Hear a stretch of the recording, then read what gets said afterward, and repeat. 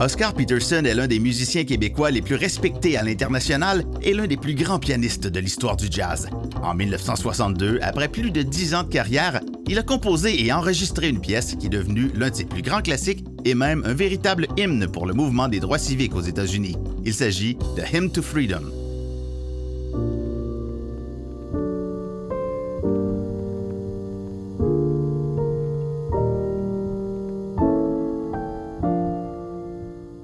À Concordia, où j'ai enseigné, il y a une salle de spectacle qui s'appelle Oscar Peterson Concert Hall. Et quand j'entrais dans la salle, il y a une plâtre de ses mains. Et ses mains étaient immenses. A pianist amateur can do something like this. A pianist that works hard can actually stretch the hands larger. But the hands of Oscar, so huge.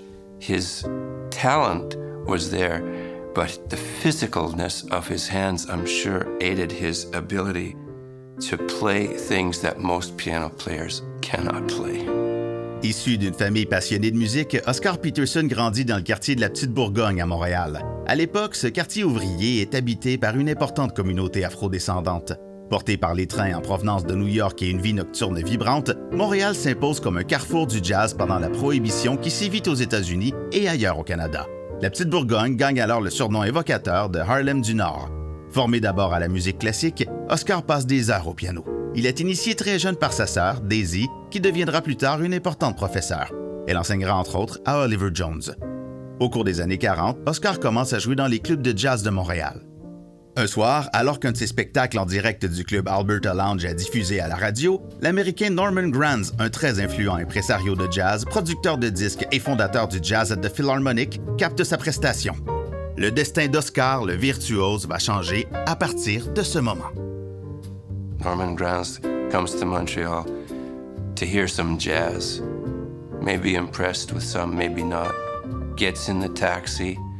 On the radio in the taxi is a live broadcast of Oscar Peterson playing.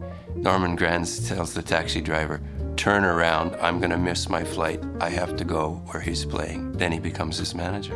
And Norman Granz was the right person for Oscar because he had all the experience. He'd already started many record labels.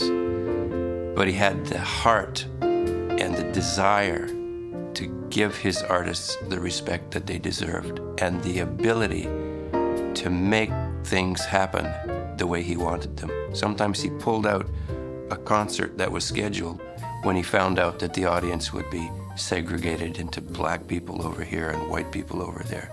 Maybe lost money because of that, but he was a man of principle, and that's, I won't say unknown in the music business, but perhaps a little bit rare. À partir du milieu des années 50, la communauté afro-américaine débute un important mouvement social afin de faire abolir les lois ségrégationnistes qui prévalent encore aux États-Unis. Dans certains États, noirs et blancs ne peuvent pas fréquenter les mêmes lieux publics. Au début des années 60, le mouvement des droits civiques afro-américains atteint son paroxysme sous le leadership du pasteur Martin Luther King, qui reçoit le prix Nobel de la paix en 1964. Lorsque le producteur Norman Granz propose à Peterson de composer une chanson originale en vue de l'album Night Train sur lequel il travaille, le pianiste compose une pièce qui est inspirée par Martin Luther King, dont les mélodies évoquent la lutte, la victoire et l'espoir.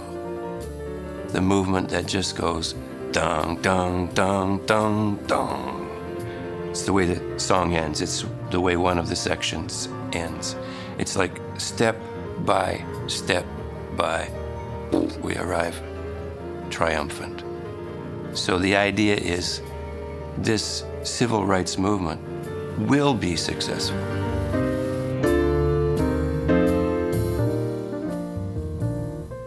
Hidden in music is meaning, if you can find it. L'album Night Train paraît en 1963. À ce moment-là, Oscar Peterson est déjà une figure incontournable du jazz.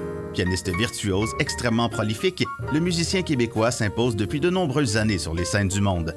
Duke Ellington lui donne même un surnom à la hauteur de son talent, le Maharaja du clavier. De nos jours, l'album est encore considéré comme l'un de ses plus importants. À sa sortie, son morceau instrumental le plus inspirant, Hymn to Freedom, est grandement remarqué par la communauté afrodescendante. La même année, Martin Luther King, qui a inspiré le morceau, donne son important discours I Have a Dream. C'est un tournant important dans l'histoire américaine. 1963, c'est le March on Washington. Martin Luther King a fait son discours très, très renommé. I Have a Dream. Mahalia Jackson, la chanteuse gospel, était là. Même Bob Dylan a chanté là. C'était un mouvement très, très fort.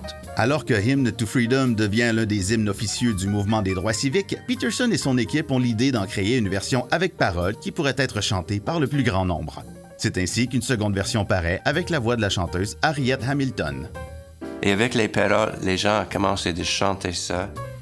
Et la chanson est devenue un hymne au mouvement droit civique. Si on regarde les paroles de cette chanson, When every heart joins every heart, et ensemble, together, yearns for liberty, la liberté, that's when we'll be free. When every hand joins every hand, and together molds our destiny.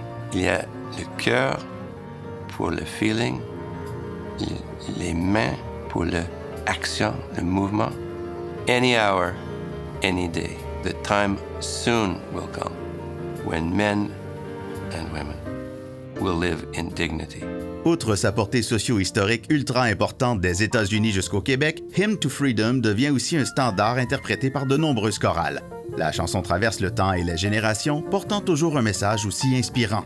Quant à Oscar Peterson, il a connu une carrière absolument fabuleuse, ultra prolifique, lançant des dizaines d'albums et collaborant avec les plus grands noms du jazz, de Ella Fitzgerald et Duke Ellington jusqu'à Charles Biddle et Oliver Jones.